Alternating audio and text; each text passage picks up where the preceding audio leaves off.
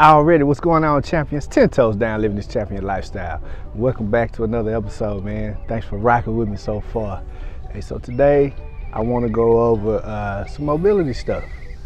It's very necessary for your journey, weightlifting, no matter what type of physical fitness you're doing, but mobility and flexibility, stretching, all that good stuff is pivotal to your success. Whether that success is competing, or whether that success is weight loss, or whether that success is getting stronger, or just overall health improvement, mobility and flexibility is key. So it's something that I've been trying to adopt. I haven't been the best at it. I've always just kind of did a warm up and gone on with my life. But now it's more intentional because it's just a backstory. 2020, I ruptured my right Achilles tendon, severed it in half. And that was because I didn't warm up properly, or I kind of neglected mobility and flexibility and how important it is. But now, I take my time before I train, 20 to 30 minutes minimum of warming up. I make sure everything is good to go, shoulders, ankles, hips, legs, knees, everything, right? Guess it kind of comes with aging a little bit. So you guys gotta be mindful of that, man. That's something that I've learned over the years, over these past few years especially. So I'm gonna go through some mobility stuff. Obviously it's not lifting heavy, or it's not me doing a clean and jerk or a snatch, but it is necessary. That's the only way I can do that stuff and be effective, is taking care of my body behind the scenes, the stuff that I don't really show much, the mobility and flexibility. So thank y'all for joining in. This is episode 6. I'm 3.5 weeks out. And yeah, man, your body is your temple. You know, you get out of it what you put into it. So just try to love on yourself. Keep training hard. Don't miss more than 2 days of training. That's something I have to tell myself too. So don't miss more than 2 days of training. Get out there and do something. So today, the body part focus is gonna be more core and back stuff. So I gotta make sure I'm straight. All right, y'all. See y'all on the next one.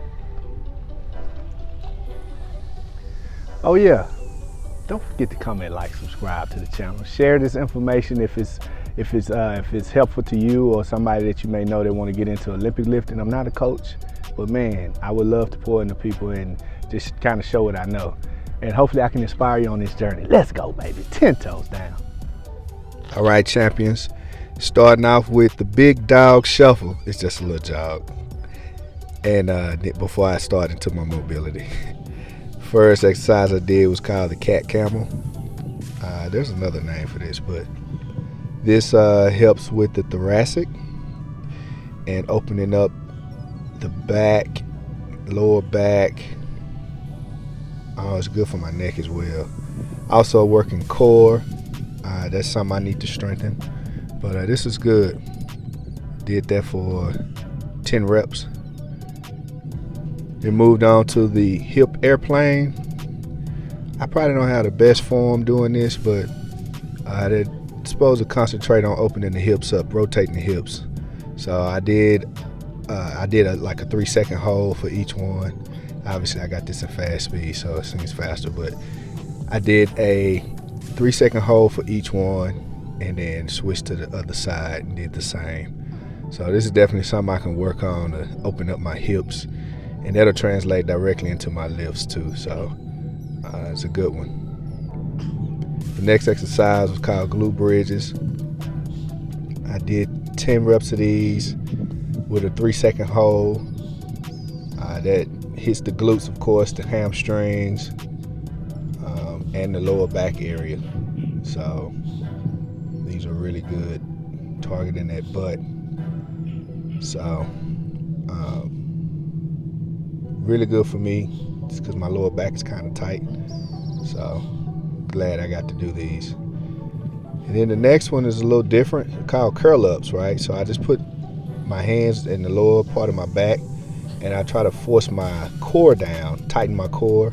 Obviously I'm not doing a full sit up, that's not the point of this. It's just raising the head up, squeezing the core, like basically trying to push your belly button through the floor and try to keep your back flat. So I did these, they were 5-second holds for each one. So 10 reps of these, very nice for the core. The next exercise were side planks. I did 6 of these per side, 10-second hold for each one, for each set, each rep, and then I switched to the other side and did 6 reps each there. So just try to keep my hip off the ground, but after each rep I did reset and then go to the next rep, so please feel free to do that. The next exercise are called bird dogs. These really help isolate the lower back, the area that I'm having trouble in. So I held it out for 5 seconds and then I bring it in and squeeze to the opposite leg. And it's not a quick movement. I squeeze and hold for a second or two, then I stretch back out to the next rep. So I try to do a split screen so y'all can see the forward and the side view. And then the last thing was I just kind of sit there. This is something I do before I lift. I'll just fall back on my feet, on my ankles. Just kind of bend back. That helps stretch my ankles out. And then that's that. Appreciate you guys. All right, champions. Hope you enjoyed the mobility, the stretches. Shouldn't take too long. Probably took me about, 15 or 20 minutes to get through everything. You can do them 2-3 rounds, however much you feel like you need. But this will help your recovery. And honestly, I have like a kind of a lower back tweak, so it's very important for me to do this and be mindful. Because I've been lifting, I ain't gonna say heavy, but I've been putting a lot on my body for the last 8 weeks, so something I gotta be mindful of. And yeah, man, I'm excited about this journey. Let's talk about mindset for a second, because if the mind ain't right, nothing's gonna move correctly.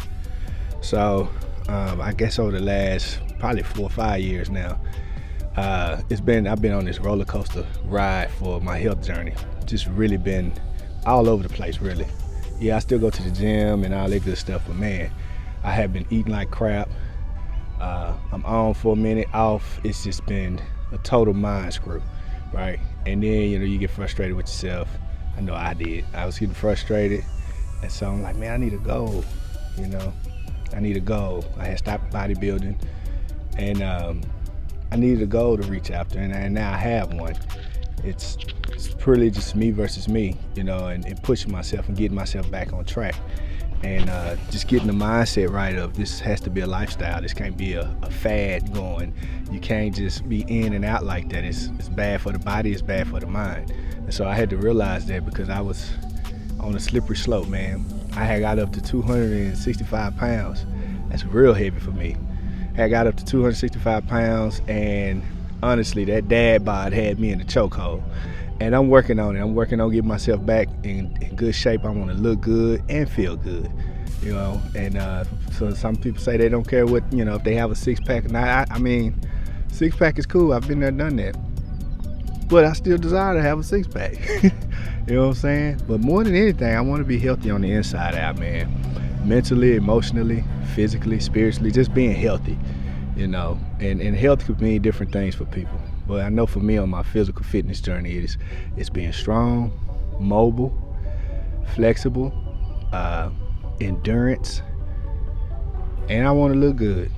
I want to look good with my clothes on and with my clothes off. If I want to go to the beach, I want to be able to take my shirt off and not feel like I got a dad bod. And that's what's happened over the last few years. I won't even take my shirt off because I'm like, I don't look like how I used to look. But it's my own fault. So just some encouragement for somebody out there. Make it a lifestyle. It don't have to be bodybuilding. It don't have to be eating 5-6 meals a day. But honestly, make it a lifestyle. You know what your body needs. If you don't know what your body needs, start researching. Reach out to a coach. Start seeing what your body can handle and what you know what your body can't handle. But we still yet eat it every day. So you have to find a good balance for you. And that's what I'm doing. Finding a good balance. I'm using macros. I have a coach. His name is Ariel Cuts. I've been working with him for years. He was my coach during bodybuilding. And now that I'm doing Olympic weightlifting, this is my first time actually following a meal plan. Or it's not so much a meal plan, it's flexible for me. So he allows me to pick any foods that I want that work inside the macros. And so that's what I've been doing, and it's been working for me. It keeps me mentally sharp. I don't feel deprived. He still give me a cheat meal on Saturdays if I desire one.